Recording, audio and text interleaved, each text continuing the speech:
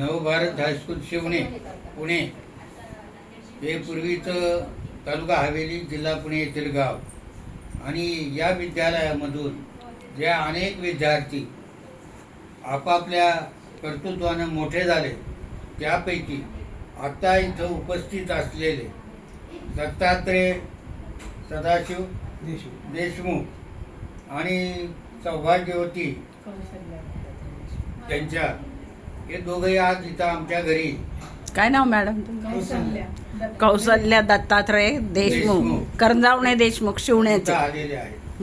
आता राज्यकर सहाय्यक आयुक्त या पदावर यांची नेमणूक झाली.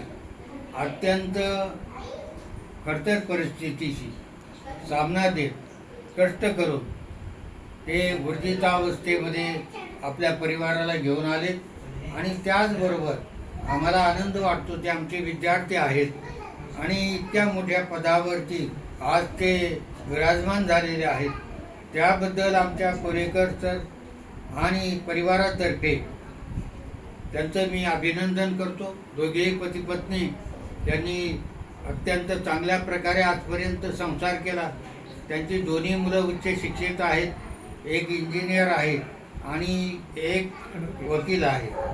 तेव्हा असं कुटुंबाची प्रगती झालेली आहे.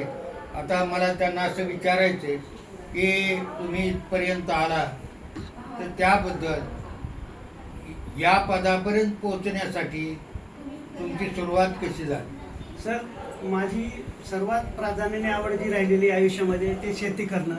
आजही मी नोकरी करून शेती करतो. शेतीवरती माझा प्रचंड भरोसा आहे, ज्याच्यातनं मला पूर्ण घडवता आली.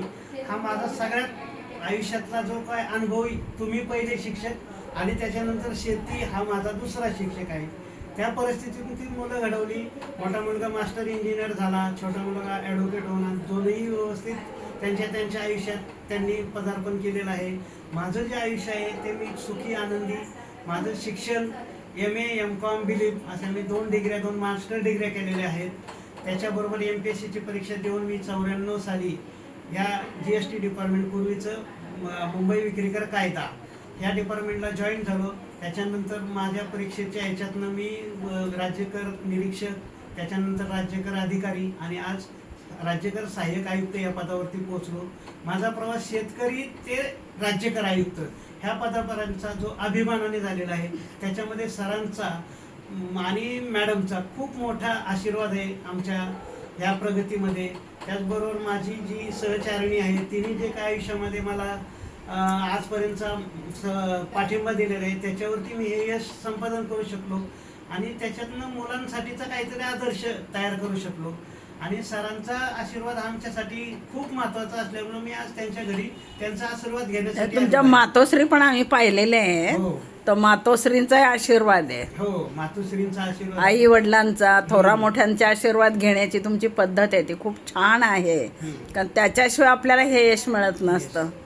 गुरुजन आहेत, आई वडील आहेत, पाहुणे आहेत की ज्यांनी पुढच्या ह्याच्यातनं जे काही माझ्या जीवनामध्ये आले त्यांचा आदर्श मिळाला. आजही काही जे काही विक्रीकर खात्यामध्ये आमचे आदर्श आहेत, राज्यकर उपायुक्त आहेत, राज्यकर सहाय्यक आयुक्त आहेत की ज्यांनी मला वेळोवेळी मार्गदर्शन करावं आणि अभिमानाने नोकरी करण्याची मला जी काही आजपर्यंतच वाटचाल झालेली आहे त्याचा मला अभिमान आहे की अशा कर खात्यामध्ये आपण नोकरी करत असताना कुठेतरी आयुष्यामध्ये एखादा माइलस्टोन काढावा. त्या पद्धतीने वेळोवेळी ज्या काही प्रकरणं माझ्याकडे महसुलामध्ये भर टाकण्यासाठी मिळाली त्याच्यामध्ये मी अतिशय जबाबदारीने आणि छानमध्ये त्या व्यापाऱ्याचा जे काय असेल तो त्याला समाधान करून त्याने त्या पद्धतीने असं एक प्रकरण 1,55,00,000 मी माझ्या आयुष्यामध्ये माइलस्टोन झाला की त्याने तो एका दिवसामध्ये महसूल शासनाच्या द्वारे तिजोरीमध्ये जमा केलेला आहे.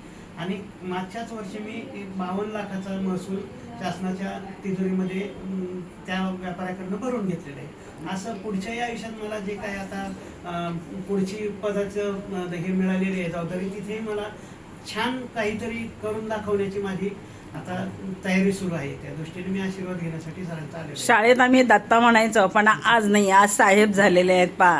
मोठ्या पदावर पोचलेले त्यांच्या ती उत्तुंग भरारी जी आहे ना, त्या भरारीला आमच्या कोरेकर परिवारातर्फे आम्ही सलाम करतो की एक नया पैसा न शाळेमध्ये फी भरता ह्या मुलाने जिद्दीनं आणि विनयशीलतेनं, विद्या विनयेनं शोभते.